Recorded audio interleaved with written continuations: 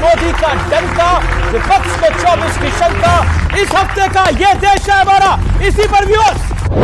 प्रधानमंत्री जी भी अभी गए थे तो गांधी जी के आगे झुके थे, ना कि सावरकर के आगे झुके थे और न गोडसेवादी लोगों के आगे झुके थे। सलमान खुर्शीद ने नहीं बोला था कि मोदी को हटाइए आप लोग।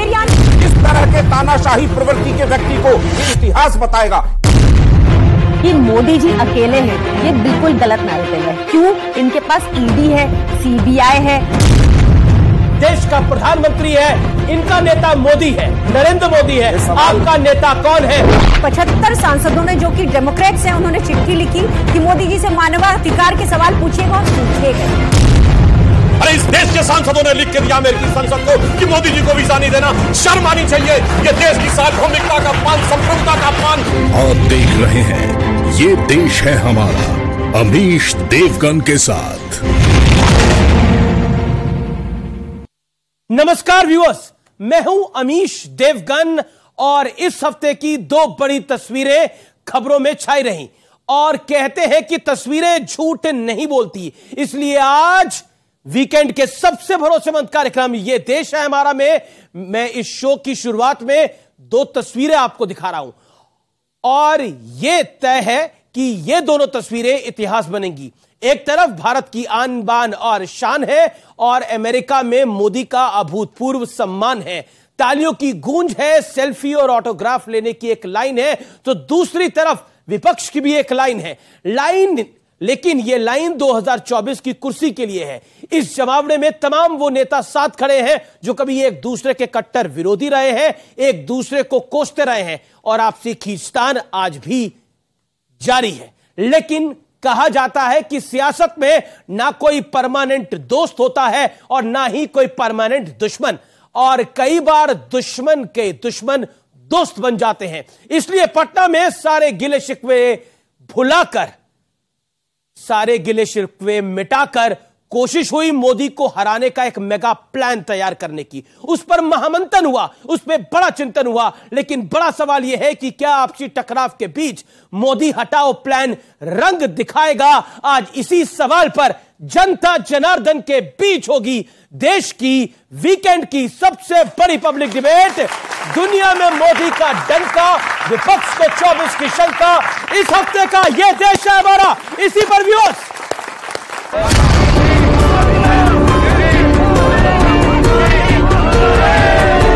Welcome back to the White House.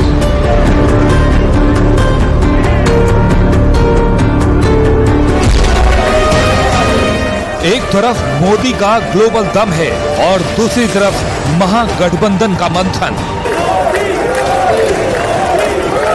ये देख रहा है एक अकेला कितनों को भारी पड़ रहा है, एक अकेला कितनों को भारी पड़ रहा है। पटना में एक फोटो सेशन चल रहा है, कितने भी हाथ मिला लो आपकी एकता कभी संभव नहीं है। 2024 में 300 से ज्यादा सीटों के साथ नरेंद्र मोदी जी का प्रधानमंत्री बनना तय। विपक्ष आपसे 2 कदम आगे है और वो 2 कदम आगे इसलिए क्योंकि वो कह रहा है कि जब बीजेपी देश से मुक्त हो जाएगी तब हम प्रधानमंत्री कैंडिडेट भी चुन लेंगे। अगर 6 दावेदार हों तो हम लोग फैसला कर सकते हैं और इनको ये सुझाव दे सकते हैं। हफ्ते में 7 दिन होते हैं, इसमें तय कर ले कि मंडे को कौन होगा और फ्राइडे को प्रधानमंत्री कौन होगा। 2024 में मोदी वर्सेस ऑल होता हुआ हम देख रहे हैं। अरविंद केजरीवाल से लेकर नीतीश कुमार, राहुल गांधी सब शायद एक मंच पर आएंगे। How do you see it, Modi versus all? Bring it on. इस बीच पटना में जब विपक्ष के दिग्गज जुड़े तो टकराव भी खुलकर दिखा। केजरीवाल ने अध्यादेश का मुद्दा उठाया तो उमर अब्दुल्ला से उनकी भिड़ंत हो गई। ममता बनर्जी और सीताराम येचुरी की दूरी भी खुलकर दिखी। केजरीवाल और कांग्रेस का भी टकराव हुआ और साझा प्रेस कॉन्फ्रेंस में केजरीवाल शामिल भी नहीं हुए। लेकिन इस बीच दूल्हा कौन का भी मुद्दा उठा। बात तो हम लोग का सलाह माने नहीं दिया, नहीं किया, शादी कर लेना चाहिए था, समय गया, बीता नहीं है, शादी करिए और हम लोग बाराती चले। गठबंधन की अगली बैठक शिमला में होगी, लेकिन पटना की बैठक में मोदी सरकार पर बड़ा हमला भी हुआ। देश टूट के कगार पर खड़ा है।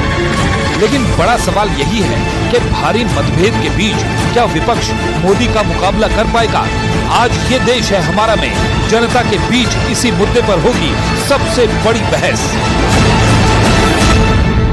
तो स्वागत है आपका आज देश की सबसे बड़ी बहस में। सबसे पहले जनता जनार्दन के लिए जोरदार तालियां।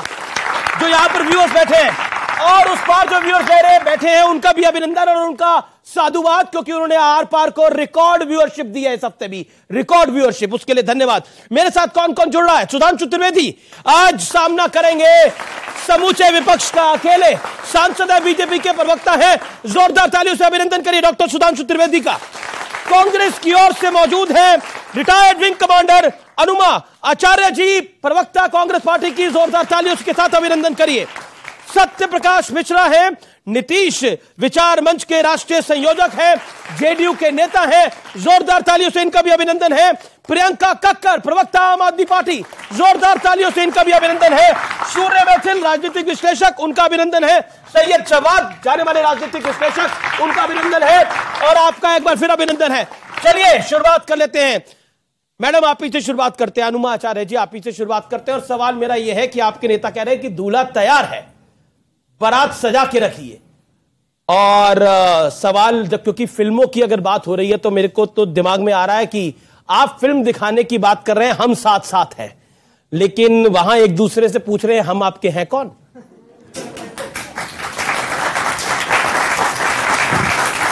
IMF young emerging award, power brand award, Srishti award पाए हुए एक एंकर के साथ ये मेरा पहला शो है।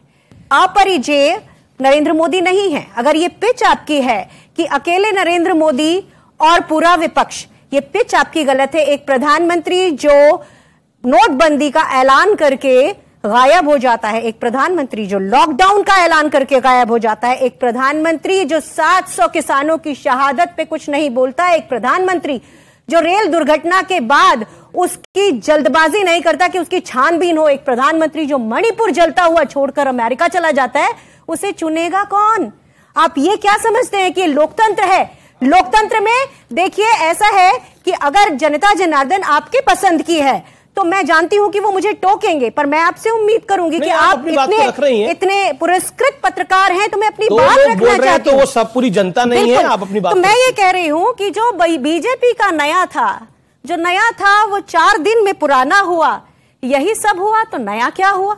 तो आप विपक्ष की चिंता छोड़िए। मेरे मध्य प्रदेश में कैलाश जोशी जी मुख्यमंत्री थे, उनके बेटे दीपक जोशी वैसे भी बीजेपी छोड़कर आ गए हैं, बैजनाथ यादव बीजेपी छोड़कर आ गए हैं। ऐसे 5 बड़े नेता हैं मध्य प्रदेश में, क्योंकि मध्य प्रदेश में बीजेपी चुनाव हारेगी। सुनिए ना, अंदर से ही बीजेपी के लोग, क्योंकि अब वो विचारधारा की पार्टी रही नहीं, उसी के अंदर से तोड़ेंगे। आप विपक्ष की चिंता मत करिए, अंदर से ही होगा। आपने 2 मिनट अपनी बात को रखा, और अगर पैमाना लोगों के छोड़ने का है और ज्वाइन करने का है, फिर तो पैमाने में आप बहुत पीछे हो जाते हैं, क्योंकि लिस्ट बहुत लंबी है। हेमंता बिस्वा शर्मा, ज्योतिरादित्य सिंधिया, उसके बाद कई सारे और नाम आ जाते हैं, तो बड़ा भारी पड़ जाएगा। लेकिन सुधांशु त्रिवेदी, सीधा सवाल है, एक अकेला सब पे भारी है। हमने देखा अमेरिका में जो अभूतपूर्व स्वागत हुआ प्रधानमंत्री का, वो देश का सम्मान है, और पटना में विपक्ष जो कर रहा है वो भी लोकतंत्र का सम्मान है। तो क्यों कहना पड़ रहा है कि इनकी एकता नहीं हो पाएगी? देखिए, आपने कहा कि विचारधारा है नहीं, तो फिर उनकी पार्टी कहती है विचारधारा के खिलाफ लड़ाई लड़ रहे हैं। देखिए, एक अंतर है। एक तरफ प्रधानमंत्री जी अमेरिका में नजर आ रहे हैं, जहां पर भारत की डिफेंस को मजबूत करने के लिए अनेक डील हो रही हैं। प्रीडेटर ड्रोन, सेमीकंडक्टर्स और हमारे फाइटर प्लेन्स के इंजन्स यहां बन रहे हैं। एक डिफेंस डील पटना में हो रही है। वो डिफेंस डील क्या है? अपने अपने भ्रष्टाचार, अपने अपने कुनबे, अपने अपने परिवार को बचाने की डिफेंस डील, कि एक दूसरे को बचाएं। 25 जून से कितनी निकटता है, जिस दिन इमरजेंसी लगी थी, और एक लिविंग जनरेशन में कितनी दुनिया बदल जाती है। लालू प्रसाद यादव जी जेल में थे, मीसा में, maintenance of internal security act, और कांग्रेस को उखाड़ने का संकल्प लेकर उनकी बेटी जब हुई थी तो नाम उसका मीसा इसीलिए रखा था। अब सुनिए, नीतीश कुमार जी जेपी आंदोलन के समय युवा नेता के रूप में कांग्रेस के खिलाफ संकल्प लेकर खड़े थे, और आज दोनों कांग्रेस के झंडे तले आकर देखिए कैसे मल्लिकार्जुन खड़गे जी और राहुल गांधी जी को रिसीव करने पहुंचे। और अब महत्वपूर्ण बात है, बिहार ही वो धरती है जहां भारत के इतिहास में पहला मुख्यमंत्री पद पर रहते हुए जेल गया भ्रष्टाचार के आरोप में, Lalu Prasad Yadav ji. He is the chairperson. Nitish Kumar ji तो हरकारे हैं, जैसे कि आदमी जाता है संदेश वाहक के रूप में, यहां चले जाओ वहां चले जाओ। जलवाए जलाल तो इस समय लालू प्रसाद यादव जी और उनकी पार्टी का है, क्योंकि नीतीश जी की पार्टी तो तीसरे नंबर की पार्टी है। तो आज हकीकत क्या है कि जो दिख रहा है विचित्र दिख रहा है। आज मैं कह सकता हूं बिहार में बहार है, नारा था नीतीश कुमार हैं, आज बिहार में बहार है, भ्रष्टाचारियों की कतार है, मोदी के नफरत से दिल जार जार है, बचाना केवल अपना अपना परिवार है, यूं बिहार में बहार। जी चलिए मैं आता हूं, लेकिन दूल्हे की बात पे आपने क्लैरिटी नहीं दी, आप आगे दीजिएगा। अच्छा दूल्हे की बात पे जी अरे अब एक लाइन देखिए, आपने कहा यहां कोई दूल्हा बनने को तैयार नहीं है, सबके मन में हसरत जरूर है। नहीं प्रमोद तिवारी ने बोला दूल्हा आ जाएगा। नहीं सुनिए, वो दूल्हा दिख नहीं रहा है। आपने फिल्मों की बात सुनिए, आपने फिल्मों की बात कही तो मुझे याद आया 90 के दशक में गोविंदा की एक फिल्म थी, इसका गाना था ना मेरी मर्जी जी, उसमें एक लाइन थी मैं अपनी शादी में ना जाऊं मेरी मर्जी। तो यहाँ का दूल्हा यही बोल रहा है, सब दूल्हा बनने को तैयार है। अब शादी में मैं रुक करता हूं। और इसी बीच मैं आपको बता देता हूं, इस मीटिंग के अंदर जब अरविंद केजरीवाल ने मुद्दा उठाया अध्यादेश का, तो उमर अब्दुल्ला नाराज हो गए। उन्होंने बोला कि आप कहां थे जब 370 हटाया जा रहा था, तब आप कहां थे? और कांग्रेस ने बोला यह मुद्दों को भटकाने का प्रयास हो रहा है, आज का मुद्दा मोदी को हराना है, यह मुद्दा संसद का मुद्दा है, आज का मुद्दा है ही नहीं। यानी अरविंद केजरीवाल अलग थलग पड़ गए हैं उस बैठक के अंदर। लेकिन मैं सीधा रुख करता हूं आपका और आपके पास आता हूं सत्यप्रकाश मिश्रा। क्या आपको लगता है कि एक तरफ मोदी का भव्य स्वागत यूनाइटेड स्टेट्स के अंदर, वहां से एक बड़ा संदेश, और दूसरी तरफ से पटना से आप लोग संदेश देने का प्रयास कर रहे हैं, बताइए। अमीश देवगन जी, दो अलग बातें हैं। भारत के प्रधानमंत्री किसी राष्ट्र में जाते हैं, एक राज्य की अतिथि बनकर उनका कोई सम्मान करे, ठीक है, अच्छी बात है। आप हरे हरे डायमंड वहां दीजिए, कुछ वहां से भी हरे हरे चीज लाइए जिससे देश में बाहर होता, तो चलिए उनके ऊपर ताली बजाते। सुधांशु त्रिवेदी जी ने एक बात बहुत अच्छी कही है कि पटना से डिफेंस का एक बैठक हो रहा है। किस चीज का डिफेंस करेंगे? पहला लोकतंत्र का। ये जो अकेला भारी, ये जो तानाशाही प्रवृत्ति है, और मुझे शक है कि भारतीय जनता पार्टी को भी वो कह रहे कि तुम लोग भी मेरे साथ नहीं हो, मैं अकेला ही इन पर भारी हूं, तुम लोग भी चले जाओ, सुधांशु जी भी चले जाए, वो अकेला भारी। इस तरह के तानाशाही प्रवृत्ति के व्यक्ति को ये इतिहास बताएगा। इन्होंने एक बात और अच्छी कही कि 25 जून को इमरजेंसी, अघोषित इमरजेंसी पिछले 9 साल से इस देश में है। विपक्ष की तमाम पार्टियों को टारगेट कर करके सताया गया, और उधर से जो लोग भ्रष्टाचारी थे इनके यहां गए, वॉशिंग मशीन में हेमंत विश्वकर्मा धुल गए, नारायण राणे धुल गए, और तमाम धुल करके इनके यहां सब एक बात बता दीजिए, सारे भ्रष्टाचारी सत्यबाबू आज इनके पार्टी में वॉशिंग मशीन से धुल कर आपने फंसा दिया सुधांशु त्रिवेदी को, जोरदार तालियां आज इनके लिए। अब एक बात बताइए, आपने बोला सारे भ्रष्टाचारी वहां गए, वहां जाके धुल गए, लालू यादव जी तो वहां गए नहीं, वो भ्रष्टाचारी हैं कि नहीं है, कन्विक्टेड हैं कि नहीं है? लालू प्रसाद यादव जी पर इस देश के अंतिम अदालत ने कोई फैसला नहीं सुनाया। मैं कानून का छात्र रहा हूं, जब तक अंतिम अदालत कोई फैसला नहीं सुनाती कोई बात आप उन पर नहीं कर सकते। रुक जाइए, कोई फैसला नहीं सुनाया उच्चतम न्यायालय में। तो लालू जी ईमानदार है। दूसरा सुनिए, लालू जी ईमानदार है। इस देश के लालू जी ईमानदार है। देश के लोकतंत्र के लिए कन्याकुमारी से लेकर कश्मीर तक की आज जो पार्टी बैठी है, वो इस देश के प्रति और इसके मूल्य और संविधान के प्रति ईमानदार है। लोकतंत्र के लालू यादव पर आप कुछ नहीं बोले, और लोकतंत्र के प्रति ईमानदार कौन है, इस पर बहस जारी है। सुधांशु, लोकतंत्र की बात प्रधानमंत्री ने अमेरिका के सदन में भी कही और कहा भारत ज्वलंत लोकतंत्र है। एक सेकंड, अध्यादेश ला रहे हैं। देखिए कितनी मजेदार बात है, जिन पार्टियों में नेता कौन, इसमें कोई दुविधा नहीं, निस्संदेह यही और मेरा यही इसका परिवार, वो जब आपस में मिलते हैं कहते हैं संदेह है, बाद में तय करेंगे कि नेता कौन होगा। एक फार्मूला जैसे अभी हरदीप पुरी जी बोले, तो इस देश में, दुनिया में एक देश है, जानते हैं जहां 1-1 साल का प्रधानमंत्री होता है, वो स्विट्जरलैंड। शायद उस ढंग का एक फार्मूला लोग बनाए तो आपस में इनकी कुछ एकता हो सकती है। कल्पना तो कह रहे हैं मंडे टू फ्राइडे, कल्पना सुनिए, सैटरडे संडे छुट्टी पर रहेगा देश क्या? नहीं सुनिए तो, उम्मीदवार के लिए बहुत चिंतित है। अब जो हकीकत है वो बोल दिखा नहीं पा रहे, चेहरे पे कुछ और है, मैं जाहिर क्या करें कि अब जो चेहरे से जाहिर है छुपाएं कैसे? लेकिन तेरी मर्जी के नजर मुताबिक नजर आए कैसे? आ रहा हूं। आप चाह रहे हैं आपकी मर्जी के मुताबिक आए, हम प्रधानमंत्री तय करेंगे, प्रधानमंत्री तय हो जाएगा। ये कह रहे हैं आपकी मर्जी के मुताबिक नजर आए कैसे? आगे मैं बोल रहा हूं, नेता चुनने की कवायद हुई बहुत बाद की बात, पहले मुश्किल है कि अपने परिवार को बचाएं कैसे। ठीक है, प्रियंका कक्कड़ इंतजार कर रही है, लेकिन प्रियंका जी पर जाने से पहले 2 बाइटें सुननी जरूरी हो जाती हैं, लाजमी हो जाती है। लेट्स प्ले दैट बाइट, जिसके अंदर अरविंद जी पर, अरविंद केजरीवाल की पार्टी के ऊपर कांग्रेस के नेताओं ने, छोटे मोटे नहीं, राष्ट्रीय प्रवक्ता ने, बड़े नेता ने क्या कमेंट करा है वो सुनना बेहद आवश्यक है। Let's play that. Kejriwal ji और मोदी जी की मोडस ऑपरेंडी एक ही है, इसीलिए हम कहते हैं ये बड़े भाई और छोटे भाई का संबंध है। खुद के 2 मंत्री भ्रष्टाचार के आरोप में जेल में है, एक मुख्यमंत्री दारू की ऐसी अवस्था में पहुंचता है कि हवाई जहाज में बैठने के लिए योग्य नहीं माना जाता। मैं केजरीवाल जी से कह दूं, अंग्रेजी में कहा जाता है ना कि आपको कोई मिस नहीं करेगा, आप जाए ना जाए उससे कोई फर्क नहीं पड़ता है। तो केजरीवाल को कोई मिस नहीं करेगा, और दारू वाली जो बात बोली, शराब वाली जो बात बोली वो आपने सुनी। प्रियंका कक्कड़, उमर अब्दुल्ला भी नाराज हो गए, उन्होंने बोला कि आप कहां थे जब 370 हटाया गया। क्या आपको लगता है इस पूरे मंच पर, खासतौर पर विपक्षी एकता के मंच में, अरविंद केजरीवाल को अलग थलग कर दिया गया है? सबसे पहले तो ये नैरेटिव कि मोदी जी अकेले हैं, ये बिल्कुल गलत नैरेटिव है। क्यों? इनके पास ईडी है, सीबीआई है, मीडिया है, अपना दल है, निषाद पार्टी है, सिक्किम क्रांतिकारी मोर्चा है, बोडो असम पार्टी है, एआईएडीएमके है। तो ये अकेले कभी नहीं थे, ये एक परसेप्शन है। ये पहली चीज। दूसरी चीज, हमारी चिंता ना करें विपक्ष, हमने, जहां तक हमारा सवाल है, हमने बहुत क्लियरली, बहुत पहले से अरविंद केजरीवाल जी ने कह दिया है कि एक गैर संवैधानिक अध्यादेश जब पार्लियामेंट में लाया जाएगा और उस पर पता चलेगा कि कौन सी पार्टी संविधान के साथ खड़ी है और कौन सी पार्टी भाजपा के साथ। और आप दिखा रहे हैं दिल्ली के कांग्रेस के नेताओं का बयान, दिल्ली में कांग्रेस है 0, तो इसलिए उन बयानों का कोई मायना नहीं।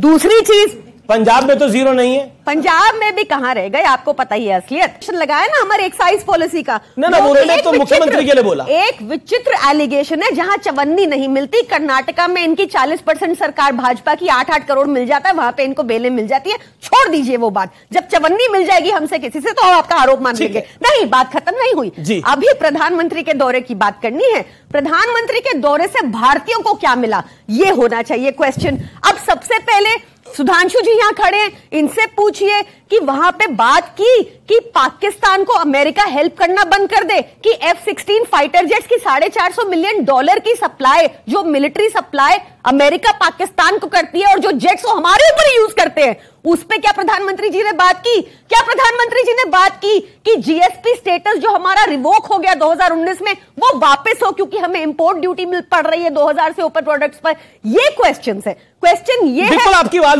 वाजिब है, ये सारे सवालों के जवाब आपके दिए जाएंगे। लेकिन एक बात बताइए, आपने तो खुद बोला, आपके नेताओं ने लगातार बोला कि अध्यादेश का, अभी भी आपने बोला कि अध्यादेश का अगर समर्थन नहीं करते तो फिर वो लोग बीजेपी, कांग्रेस बीजेपी के साथ हो जाती है।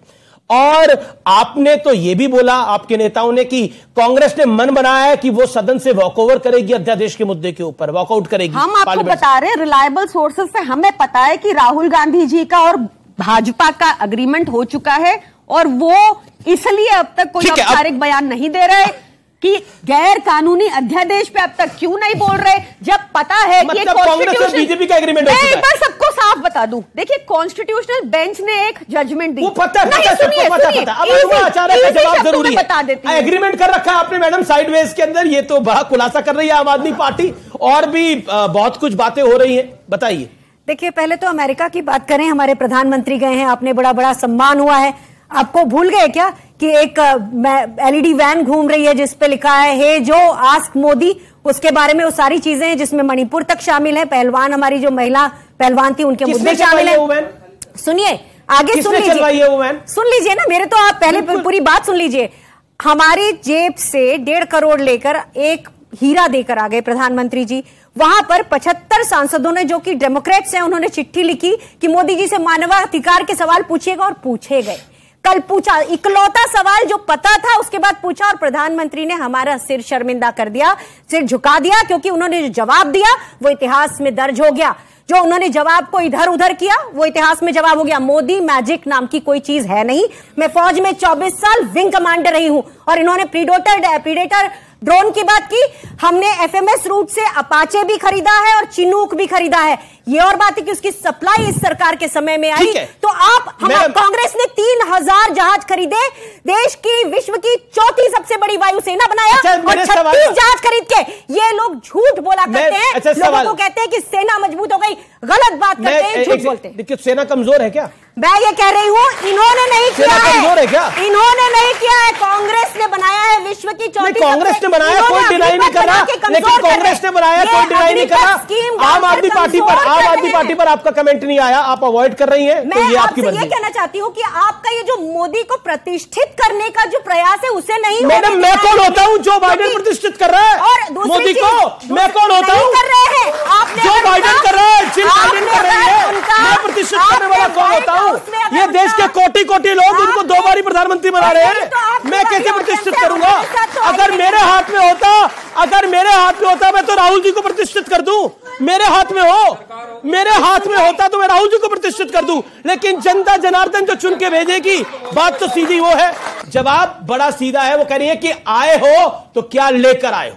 हाँ बिल्कुल बताते हैं साहब, $60 बिलियन का यहां के ऊपर अमेरिकी कंपनियों ने इन्वेस्टमेंट किया है। अब आपको एक बार बता दें, iPhone 14 25% भारत में बने हैं, और पहली बार ऐसा होने जा रहा है कि हमारे यहां जहाज के इंजन नहीं बनते। देखो उसमें सबसे सोफिस्टिकेटेड टेक्नोलॉजी चाहिए और उसका जो मटेरियल भी होता है, तो इंजन हमारे बनने के लिए शुरू हुए फाइटर प्लेन्स की। देखिए मैं यहाँ खड़ी हूँ, मैं प्रोक्योरमेंट से जुड़ी हुई लॉजिस्टिक्स अधिकारी, झूठ नहीं बोल सकते आप। हमारे यहाँ HAL में बनते हैं इंजन। कौन सा जहाज नाम बताइए, कितने साल लगे थे? कावेरी बनता है, फाइटर प्लेन्स की बात कर रहा हूँ। LCA कब बना? 90 के दशक में शुरू हुआ, 2015 में जाके बना, 35 साल लगे। विषय में आइए, टेक्निकल बातों पर मुझे लगता नहीं। आपसे मेरा सीधा सवाल है, नहीं बोलिए। ओके, अब अपनी बात का जवाब देखिए। मैं बाकायदा स्टेप बाय स्टेप जवाब देता हूं। पहले उनकी बात से शुरू करता हूं। उन्होंने कहा मोदी अकेले नहीं है, बिल्कुल मोदी के साथ है, सब जानते हैं। बाइडेन ने तारीफ की है। ऑस्ट्रेलिया के प्राइम मिनिस्टर ने कहा मोदी इज द बॉस। और सुनिए, पापुआ न्यू गिनी वाले ने पांव छुए। अरे भाई, मैंने एक देखा यूट्यूब के ऊपर कि एक पाकिस्तान वाला कह रहा है, वो कौन सा मुल्क है जिसके वजीर आजम ने मोदी के पैर छू लिए, तो कहता पापुआ न्यू गिनी। कहता हाँ वो पापुआ। तो वो कहता है बताइए वहां का वजीर आजम मोदी के पांव छू रहा और हमारा वजीर आजम जगह जगह पांव पकड़ता, पैसा दे दो, उसके बाद उसे पैसा नहीं मिलता है। और राहुल गांधी जी के ननिहाल इटली की prime minister Giorgia Meloni Modi ji की तारीफ कर चुकी हैं। और जहां इन्होंने कहा सांसदों की चिट्ठी, अरे भाई अमेरिका के सांसदों की झूठ पे झूठ। अरे इस देश के सांसदों ने लिख के दिया अमेरिकी संसद को कि मोदी जी को वीजा नहीं देना। शर्म आनी चाहिए। यह देश की सार्वभौमिकता का अपमान, संप्रभुता का अपमान, लोकतंत्र का अपमान, संवैधानिकता का अपमान, इतना बड़ा अपमान हुआ था। मगर उसके बावजूद आप देखिए काल चक्र की गति देखिए कि इन्होंने अमेरिकी संसद को लिख के दिया था कि उनको वीजा मत दीजिएगा, जबकि उन्होंने कभी अप्लाई नहीं किया था। आज दो बार अमेरिकी संसद के संयुक्त सत्र को उन्होंने संबोधित किया, 21 तोपों की सलामी ली।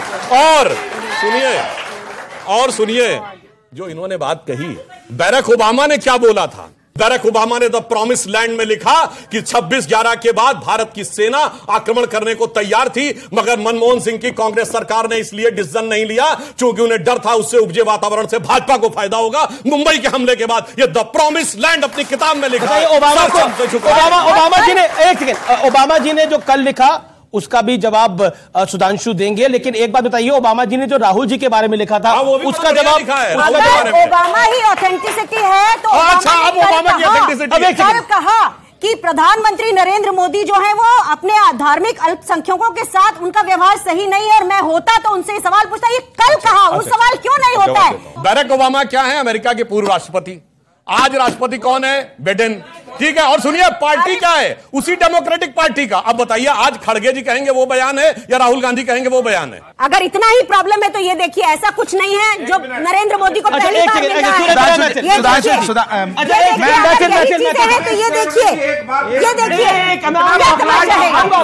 ये दोनों जवाब दे दूं। बिल्कुल मनमोहन सिंह जी को सम्मान मिलता था तो क्यों नहीं दिखाया जाता था? क्योंकि सम्मान दिखाना था नेशनल एडवाइजरी काउंसिल की चेयरमैन को। मनमोहन सिंह जी को कभी सम्मान देना ही नहीं। ये बहुत बड़ा इल्जाम दिखाया था आपने। ये बहुत बड़ा इल्जाम है।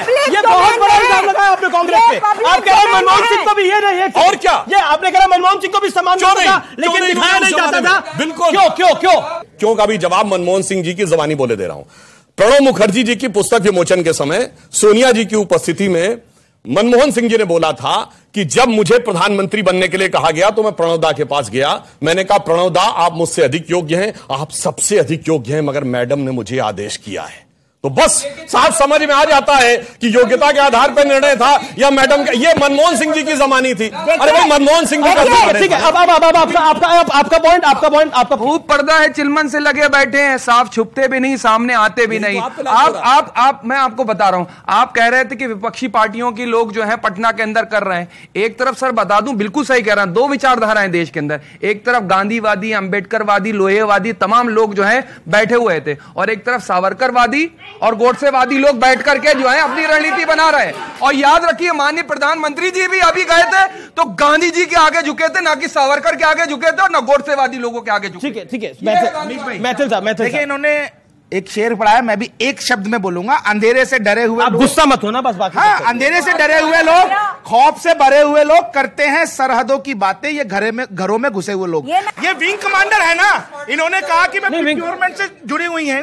तो मैं आपसे पूछता हूं, आप उस समय जब ड्रेस में थी, फोर्स में थी, आपकी रगों में खून नहीं दौड़ा था, खून उबाल नहीं मारा था जब हमारे लोगों को 26/11 में चुन चुन के मारा गया था? तब आपका क्या बात कर रहे हैं? देखिए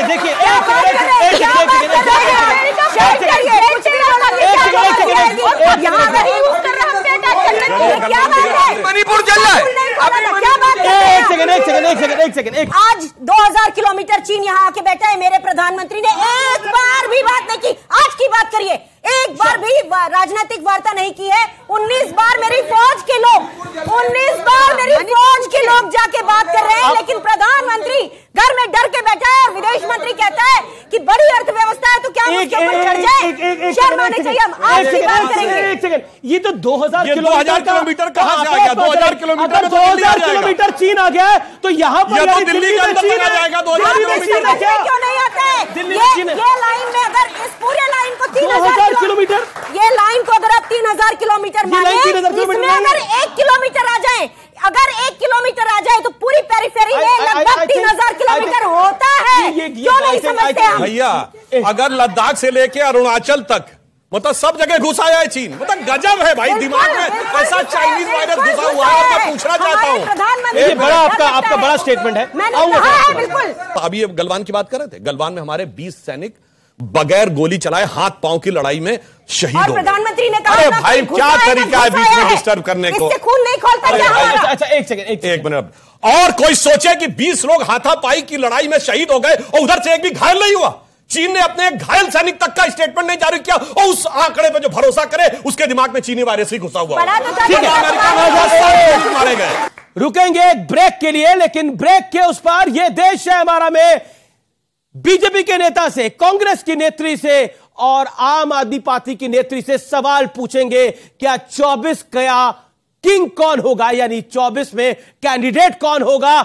ब्रेक के बाद यह देश है हमारा में इसी सवाल पर आ रहे हैं। आप देख रहे हैं वीकेंड का सबसे भरोसेमंद कार्यक्रम हमारे।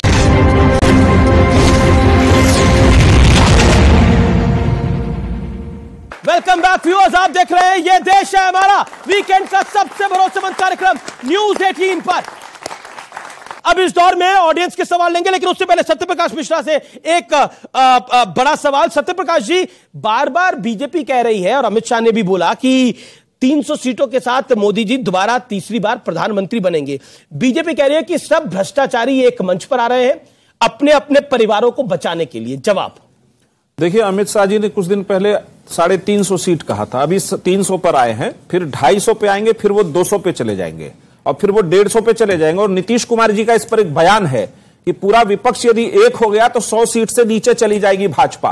और CSDS का एक सर्वे है कि 1% भी वोट इधर उधर हो गया तो भाजपा की सरकार इस देश में नहीं बनेगी। हिंदी हार्टलैंड में 141 सीटों की बात है, अगर हम 50 सीट कम कर दें सिर्फ तो भाजपा की सरकार ऐसे भी नहीं बनेगी। तो बंगाल में कांग्रेस ममता जी के साथ समझौता करेगी, दिल्ली में कांग्रेस आम आदमी पार्टी के साथ समझौता करेगी, या फिर कांग्रेस दिल्ली को छोड़ेगी? या फिर कांग्रेस पंजाब को छोड़ेगी। यानी मुझे तो देवदास फिल्म का एक डायलॉग याद आ रहा है कि बाबूजी ने कहा तुम पारो को छोड़ दो, पारो ने कहा तुम इसको छोड़ दो। मतलब सारी कुर्बानी कांग्रेस से आप लोग मांग रहे हैं। नहीं, ये मॉडल की जो चर्चा कर रहे हैं कि कौन किसको छोड़ेगा, किसी को कोई नहीं, सीटें छोड़ने की बात एक दूसरे का हाथ पकड़ करके एक दूसरे के सीट पर मदद करके जीत दिलाएगा। इस सवाल पे आ जाते हैं। ममता जी का यूपी में कितना बड़ा वोट है? अखिलेश जी के साथ वो लड़ती हैं तो नहीं, सारी पार्टियां जो अलग अलग राज्यों में मजबूत हैं वो दूसरी पार्टियां। अरविंद केजरीवाल का बिहार में कितना बड़ा वोट शेयर है? अगर अरविंद केजरीवाल बिहार में जो 6 पार्टियों का गठबंधन चल रहा है उसको सहयोग करेंगे। पहली बार देश के इतिहास में ऐसा हुआ है, अभी तक क्षेत्रीय दल कांग्रेस का वोट लेके जाते थे, कर्नाटक में पहली बार ऐसा हुआ है, जेडीएस का 5% वोट कांग्रेस ले गई है। अब ये सब खौफजदा हैं क्योंकि इनको लगता है कि अगर साथ में दोनों मिलके आए तो इनके झोले से वोट कांग्रेस में जा सकता है, जो कर्नाटक में दिखाई पड़ा। तो इसलिए अब सुनिए तो बढ़िया स्ट्रैटेजी है। मैं इसी बिंदु पे आ रहा हूं। इसीलिए सब कह रहे हैं जहां जहां जो मजबूत है वहीं वो लड़े। यानी कांग्रेस की कुर्बानी, कांग्रेस का 2% 4% वोट तो सब जगह है ना, तो वो तो हमको मिल जाए मगर हम नहीं देंगे। अगर पूछिए, यहां कोई पश्चिम बंगाल वाला नहीं खड़ा है, अधीर रंजन चौधरी जी तो जीते हैं, वो सीट भी देंगे कांग्रेस को। प्रियंका कक्कड़, आप बार बार एक सवाल पूछ रही थी कि क्या मिला मोदी जी की विजिट के बाद क्या मिला है। कुछ देर पहले इमरान खान ने एक ट्वीट करा है और उसने कहा है कि भारत ने कूटनीति में हमें हरा दिया है। पाकिस्तान अब भारत में सिर्फ क्रॉस बॉर्डर टेररिज्म के नाम से जाना जाता है। भारत और यूएस की जॉइंट स्टेटमेंट ऐतिहासिक है और उसके साथ साथ एक बड़ा मैसेज, ये बात मैं इमरान खान को कोट कर रहा हूं, पाकिस्तान से जीत गए। हाँ तो बिल्कुल खुश होना चाहिए, पाकिस्तान के जीतने में खुश होना चाहिए। सुनिए, अरे भाई आप मेरे को टाइम दीजिए। पाकिस्तान से जीत में खुश नहीं होना चाहिए, बिल्कुल होना चाहिए। तो फिर आप हमें चाइना को हराना था, बात थी चाइना को हराने की। चाइना पाकिस्तान के साथ खड़ा है, चाइना रशिया के साथ खड़ा है। आप इनसे पूछिए मणिपुर क्यों जल रहा है, इनसे पूछ। पाकिस्तान पर जीतने से खुश होना चाहिए कि नहीं होना चाहिए? होना चाहिए जी। देखिए अमीश भाई, कितना हास्यात्मक है आम आदमी पार्टी का स्टेटमेंट। वो कह रहे हैं ओ पाकिस्तान से, अरे ये वही पाकिस्तान है 2014 से पहले कश्मीर चिल्लाता था। नरेंद्र मोदी जी का नेतृत्व है, आज वो आटा चिल्ला रहा है। आपने बोला मोदी जी जब जो बाइडेन के साथ थे तो उन्होंने इस पर सवाल पूछा, उस पर सवाल पूछा। मैं पूछता हूं, मल्लिकार्जुन खड़गे और ममता बनर्जी नीतीश कुमार के साथ मिले तो उन्होंने क्या, जो उनके बंगाल में कांग्रेस के कार्यकर्ताओं की हत्या हुई है, जो बात लेकर अधीर रंजन चौधरी कोर्ट चले गए हैं, क्या उस पर बात करी? आपके कार्यकर्ताओं की हत्या हुई थी। आपसे मेरा एक सवाल है कि प्रतिस्पर्धा की राजनीति यहां होती आई है, लेकिन यहां पर भारतीय जनता पार्टी की कर्नाटक की 40% करप्ट सरकार थी, मध्य प्रदेश में 220 महीनों में 225 घोटाले किए। आप एक बात समझ लें कि इस देश में अगर आप ये हिंदू मुस्लिम का चटपटा वो लेकर आए थे तो आप गोलगप्पे रोज नहीं खा सकते, आप लंच ब्रेकफास्ट डिनर तीनों में नहीं खा सकते। अल्टीमेटली इस देश को दाल चावल चाहिए और लोगों को समझ में आ गया है कि ये जो हिंदू मुस्लिम के चटखारे हैं इससे उनका कुछ भला नहीं होना है। और एक और खास बात, आज आप पाकिस्तान से भारत की तुलना कर रहे हैं, है कौन पाकिस्तान? पहली 10 सेनाओं में उसका नाम नहीं है, तो हमें शर्म आनी चाहिए कि हम इस स्तर पे उतार दिए जाएं कि पाकिस्तान से तुलना करने चलें। अरे वो है ही क्या हमारे सामने। बहुत अच्छा इन्होंने बात कही, इन्होंने कहा पाकिस्तान से तुलना नहीं होनी चाहिए, इनके लिए वाकई तुलना नहीं है, क्योंकि ये तो वो हैं मणिशंकर अय्यर और सलमान खुर्शीद गए थे पाकिस्तान में कि आप मदद करो मोदी को हटाने के लिए। मैं ये सवाल पूछ रहा हूं आपसे, बंगाल में आपके कार्यकर्ताओं की हत्या हो रही है और आप कांग्रेस की ऑफिशियल प्रवक्ता हैं, क्या आपको दुख नहीं है आपके कार्यकर्ताओं को जो मारा गया? देखिए, बंगाल में हिंसा होती है, किसी भी पार्टी जिसके साथ हिंसा होती है उसे दुख होता है। भारतीय जनता पार्टी कई बार मध्य प्रदेश में हिंसा करवाती है, मुझे दुख होता है। हमारे देश की जनता का जो मुद्दा है वो सबसे ऊपर होना चाहिए। कमलनाथ जी ने इसका जिक्र नहीं किया, अधीर रंजन चौधरी ने तो बंगाल का जिक्र किया। नरेंद्र मोदी जी ने मणिपुर का जिक्र नहीं किया, नरेंद्र मोदी जी ने अभी तक मणिपुर का जिक्र नहीं किया। नरेंद्र मोदी जी ने भाई आप क्या बात कर रही है? बंगाल में हमारे ही नहीं, कांग्रेस और कम्युनिस्ट सब पार्टियों के लोगों की कार्यकर्ताओं की हत्या, मध्य प्रदेश में कितने कार्यकर्ताओं की हत्या हुई? वो राजनीतिक हत्याएं हुई क्या? ये सिर्फ बंगाल और केरल में होता है, देखिए, क्योंकि जहां कम्युनिस्टों का शासन आया उन्होंने हत्या की राजनीति शुरू की। इसीलिए मैं कह रहा हूं, मध्य प्रदेश में बताइए, वहां सैकड़ों कार्यकर्ताओं की हम लिस्ट दे सकते हैं जिनकी हत्या, मध्य प्रदेश बताइए 10 कार्यकर्ता बताइए जिसकी हत्या हुई है। कोई चीज में तुलना करने की लिमिट होती है भाई। बीजेपी के मुख्यालय में बलात्कार हुआ, क्या बात करते हैं आप? ये सारी चीजें आप बलात्कारियों की पार्टी कुछ भी बोलने के लिए शुरू हो जाते हैं। आप देखिए, क्या बात करते हैं? देखिए कोई भी बात कहिए। एक सेकंड आप सवाल आपका। कल प्रधानमंत्री मोदी ने अमेरिकी प्रेस मीडिया को पहली बार कोई प्रेस कॉन्फ्रेंस करी, तो भारत में वो कब दिन आएगा जब प्रधानमंत्री इसी दिल्ली में जनवरी 2015 में वो प्रेस कॉन्फ्रेंस हुई थी जिसमें बराक ओबामा को बराक बोला था। तब इन्होंने ये कहा था बराक बराक कैसे बोल रहे हैं, क्योंकि वो मेरा दोस्त है। भूल गए भाई? जी। और सुनिए जी। अच्छा, ये मैडम है, इनका हाथ को पहले तो आपको हाथ आपका जल्दी स्वस्थ हो, हम बोलते हैं। आपका सवाल क्या मैडम? मेरा सवाल ये है कि जब अटल बिहारी वाजपेयी के समय में 24 पार्टियों का यूपीए के जो भी एनडीए के खिलाफ गठबंधन हुआ था, तो कोई विशेष बात नहीं है लोकतंत्र में, तो अब ये क्या फजीहत हो रही है? अगर समान विचारधारा के लोग जो उनको गलत लग रहा है लोकतंत्र के लिए, तो अब ऐसे क्या है? और दूसरी बात, मैं ट्रैवल ब्लॉगर हूँ, गलत बात नहीं कर रही हूँ। मैं बिहार में कुछ नीतीश जब आए थे तब मैंने पूरा घूमा बिहार, मेरा कुर्ता पीछे से घिस गया गाड़ियों में ऐसे ऐसे कूदते कूदते, और अब मैं गई हूँ प्लेन बिल्कुल सड़कें हैं। क्या पता अच्छा आए परिवर्तन देश के विकास के लिए। ये सवाल है कि गठबंधन तो पहले भी होते थे, लेकिन अब बीजेपी इसको इतना उखड़ क्यों रही है?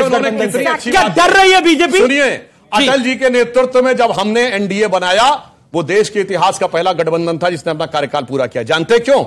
क्योंकि गठबंधन के साथ ही यह तय हुआ कि गठबंधन का नेता अब की बारी अटल बिहारी था। इनसे पूछिए गठबंधन का नेता कौन? बाएं दाएं चे पे पता नहीं क्या, मोदी वर्सेस कौन? ठीक है, इसी सवाल पर आते हैं। ये बड़ा पॉइंट है, मोदी वर्सेस कौन। और आप तीनों से मेरा सवाल है, सत्यप्रकाश जी, मोदी वर्सेस कौन? इनका नेता है जिसको 10 साल से लोग सत्ता में देख रहे हैं, देश का प्रधानमंत्री है, इनका नेता मोदी है, नरेंद्र मोदी है। आपका नेता कौन है? अरविंद केजरीवाल है, राहुल जी है, नीतीश कुमार है, तेजस्वी यादव है, आदित्य ठाकरे है, उद्धव ठाकरे है, शरद राव पवार है, सुप्रिया सूले है। कौन है? मोदी वर्सेस 140 करोड़ की जनता है इस देश की। मोदी को हराने के लिए, रुक जाइए, अब देखिए, मोदी को हराने के लिए 140 करोड़ जनता अभी आ रहे हैं। आप प्रधान नीति जब इस देश की बन जाएगी तो आपको प्रधानमंत्री भी पता चल जाएगा। एक से एक काबिल और कद्दावर लोग हैं वहां, तो एक मोदी जी और कोई है भी नहीं। पूरे भारतीय जनता पार्टी नेता विहीन होते जा रही है, वहां तो कोई है भी नहीं। नेतृत्व विहीन पार्टी, नीति विहीन पार्टी, उसके खिलाफ हम लोगों की प्रधान नीति मैं आपकी मजबूरी समझता हूं, मैं इस मजबूरी का फायदा नहीं उठाऊंगा आज।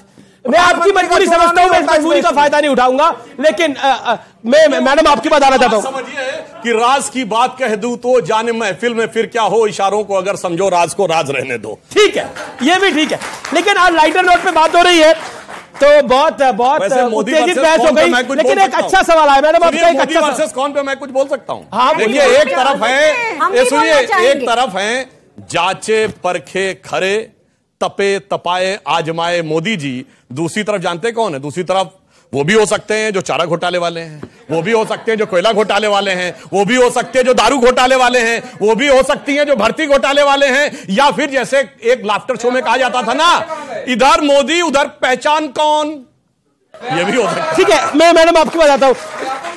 मैडम अनुमा आचार्य जी एक कांग्रेस के प्रवक्ता है, एक समय पर आम आदमी पार्टी पूरे कश्मीर टू लेकर कन्याकुमारी बताती थी कि किस तरह से कांग्रेस ने भ्रष्टाचार किया है और कैसे वो परिवारवादी पार्टी है।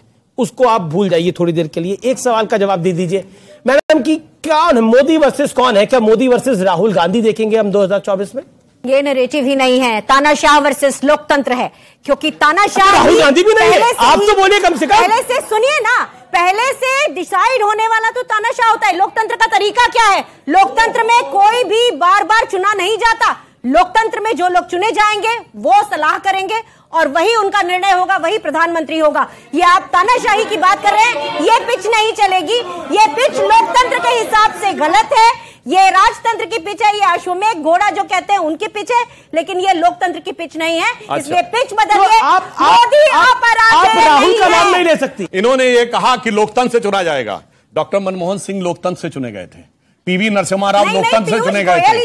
31 अक्टूबर 1984 को इंदिरा गांधी जी की दुखद हत्या के बाद स्वर्गीय राजीव गांधी लोकतांत्रिक प्रक्रिया से चुने गए थे और इंदिरा गांधी जी इंडिकेट सिंडिकेट की लड़ाई में 1966 में गूंगी गुड़िया के रूप में लोकतंत्र से चुनी गई थी और फरवरी 1946 में कांग्रेस कार्य समिति के प्रस्ताव में 0 वोट पाकर जवाहरलाल नेहरू लोकतंत्र से चुने गए थे।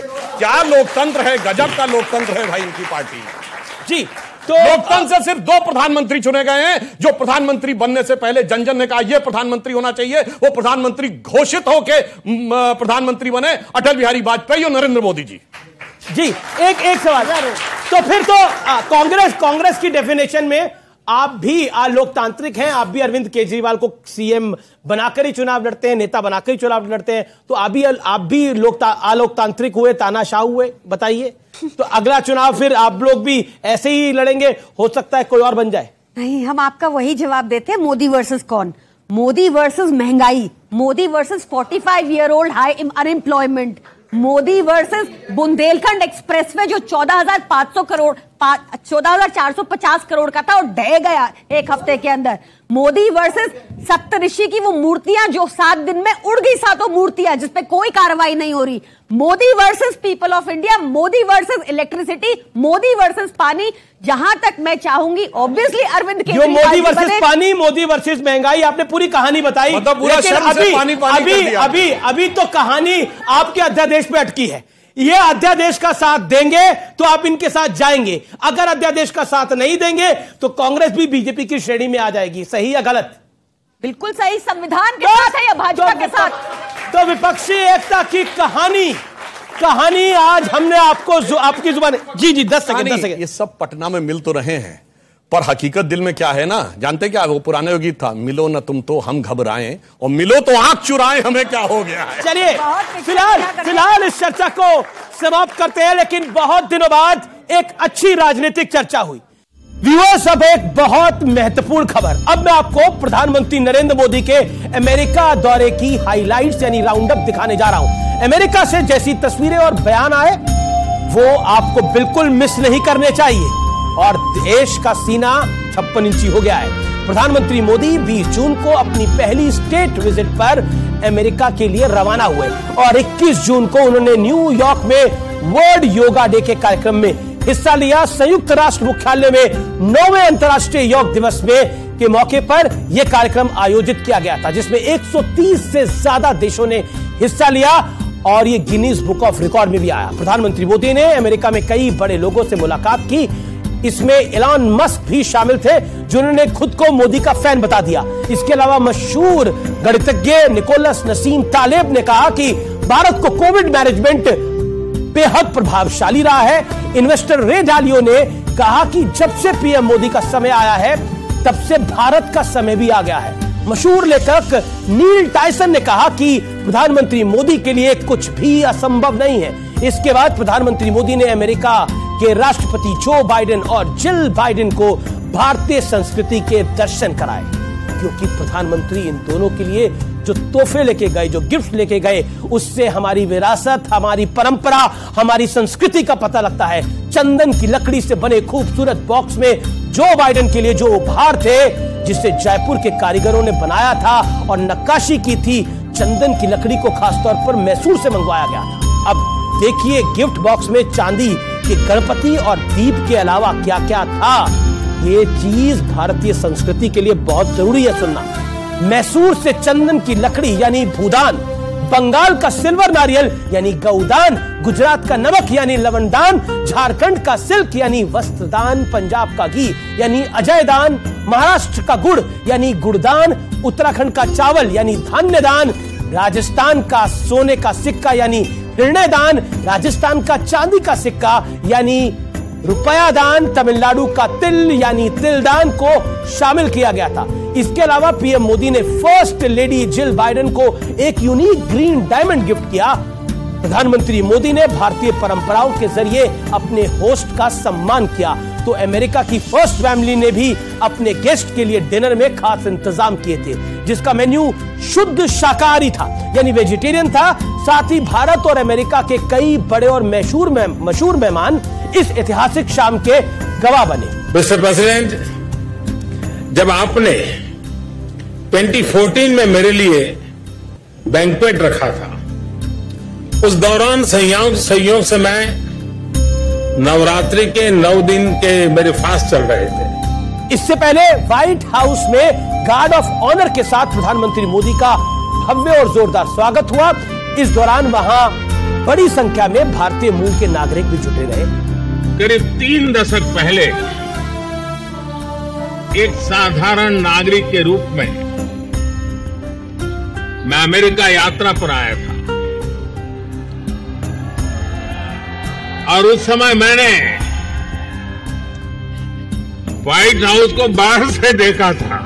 Welcome, Mr. Prime Minister. Welcome back to the White House. इसके बाद अमेरिका और भारत के बीच औपचारिक द्विपक्षीय यानी बायलैटरल टॉक्स हुए। इस मीटिंग के बाद ज्वाइंट प्रेस कॉन्फ्रेंस में प्रधानमंत्री मोदी ने भारत को बदनाम करने वाले एजेंडे की हवा ही निकाल दी। Mr. Prime Minister, India has long prided itself as the world's largest democracy, but there are many human rights groups who say that your government has discriminated against religious minorities. Bharat के लोकतांत्रिक मूल्यों में कोई भेदभाव नहीं है, न धर्म के आधार पर, न जाति के आधार पर, न उम्र के आधार पर, न भूभाग के आधार पर। इसके बाद वो पल आया जिसका सभी को इंतजार था। प्रधानमंत्री मोदी ने अमेरिका की संसद में कदम रखा तो अमेरिकी सांसद उनके फैंस की तरह उनकी ऑटोग्राफ लेने के लिए उमड़ पड़े। सभी में सेल्फी क्लिक करने की और कराने की होड़ थी। इसके बाद वो हुआ जिसकी किसी ने शायद उम्मीद नहीं करी थी। सदन में मोदी मोदी के नारे गूंजने लगे। ये अपने आप में ऐतिहासिक था। संसद अमेरिकी थी लेकिन सीन पूरा भारतीय था। ऐसा लगा ही नहीं कि ये अमेरिकन पार्लियामेंट है।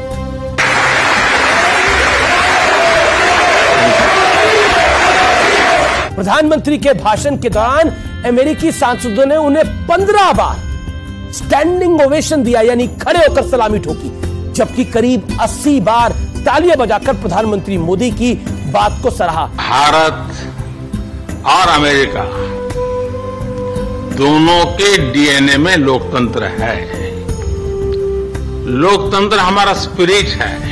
ये कहानी सिर्फ नरेंद्र मोदी के सम्मान की नहीं है, ना ही ये कहानी केवल भारत के प्रधानमंत्री के एक सुपरहिट शो की है। ये कहानी हमारी यानी देश के 140 करोड़ लोगों की है। ये डंका नरेंद्र मोदी का नहीं है, ये डंका भारत का बज रहा है। भारत अब बदल गया है। पहले के मुकाबले दुनिया भारत को बराबर के साझीदार की तरह देखती है और ये फर्क अब साफ दिखता भी है। हम एक तरफ रूस से तेल लेते हैं, दूसरी तरफ अमेरिकी संसद में मोदी मोदी के नारे भी लगते हैं। ये भारत के उदय की कहानी है। 140 करोड़ भारतीयों की कहानी है। वंदे मातरम। जय हिंद।